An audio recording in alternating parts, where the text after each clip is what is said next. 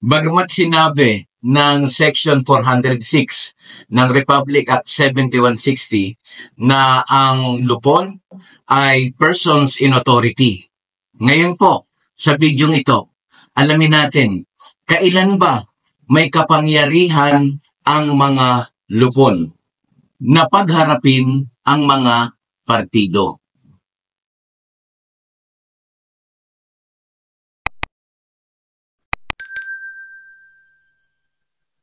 Magandang araw mga kabarangay, kumusta na po kayo?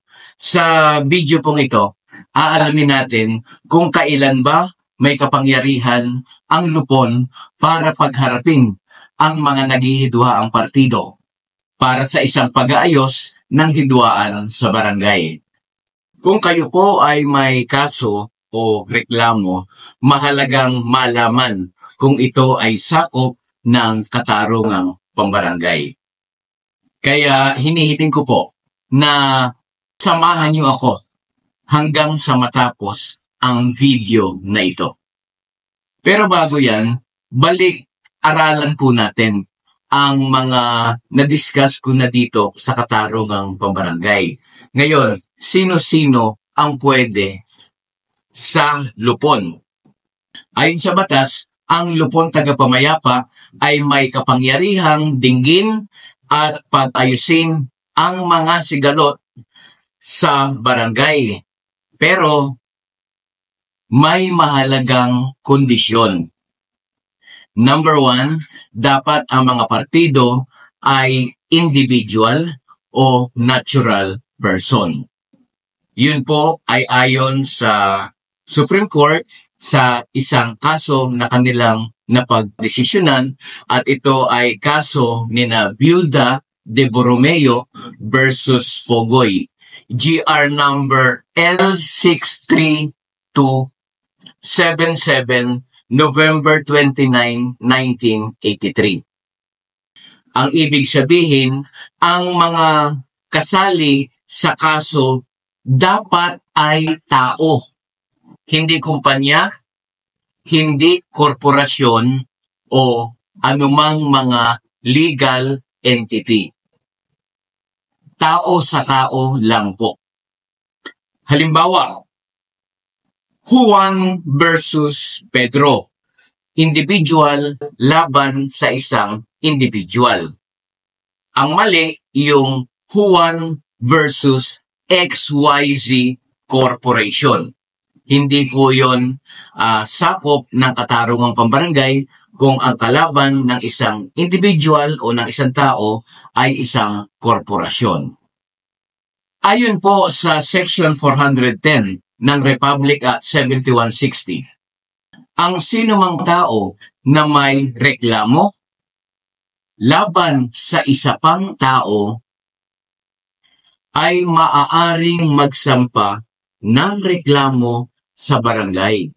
At sinabi pa rin ng Korte Suprema sa kaso ni Viuda de Borromeo versus Pogoy, the law applies only to case involving natural persons and not where any of the parties is a juridical person.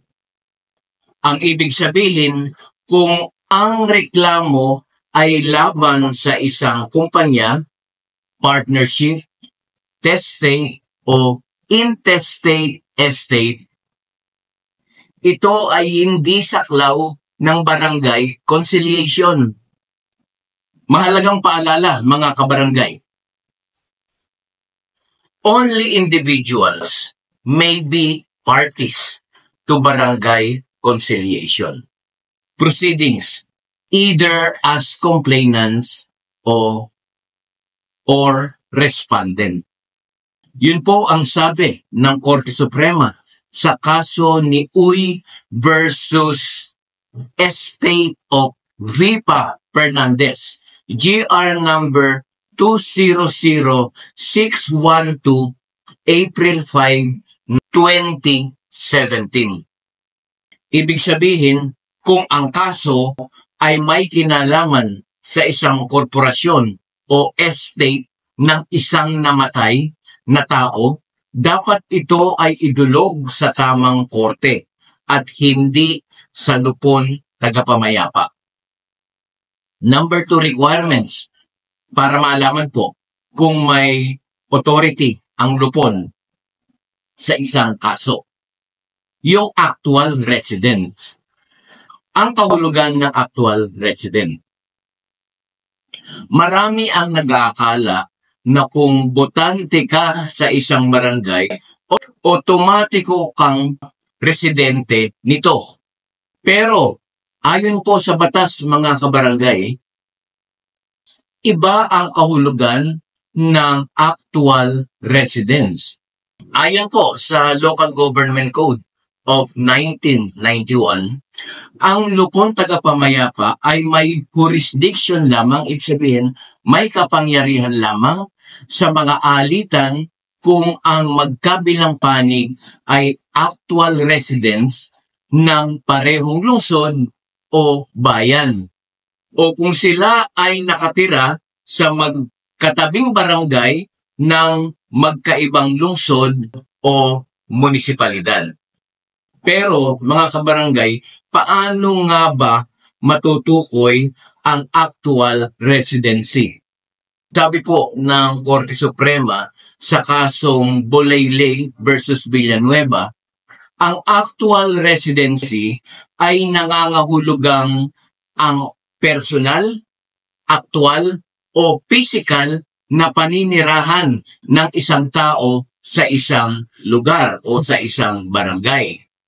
Hindi ito nangangailangan ng tiyak na haba ng panahon ng paninirahan, pero dapat ay higit ito sa pansamantala lamang.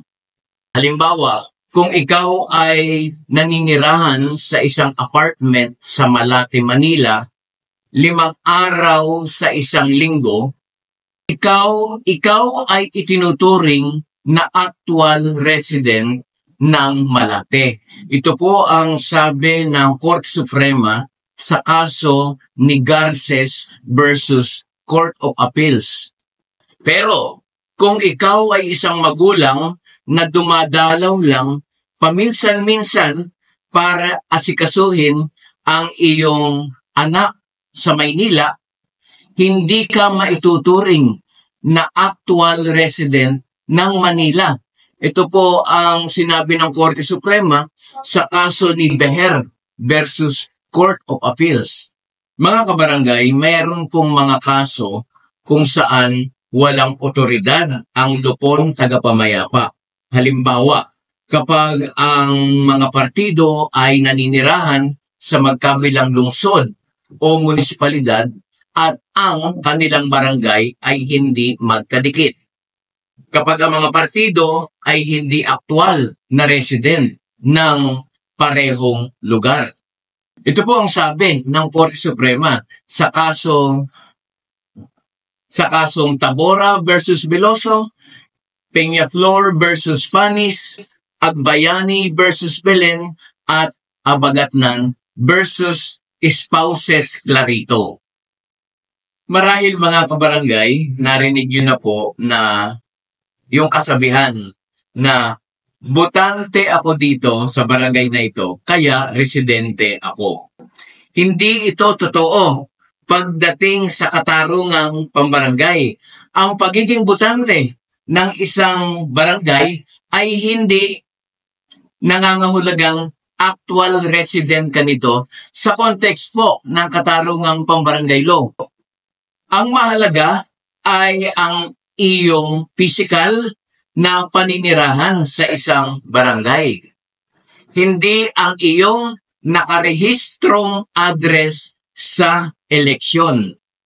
Okay? Sana po mga kabarangay, maliwanag po sa inyo na bago malaman kung may kapangyarihan ng lupon para pagharapin ang mga nag-aaway na partido, mahalaga pong malaman na ang mga partido dapat ay individual natural person. Dapat po labanan lang ito ng tao sa tao, hindi kasama yung labanan ng tao versus corporation.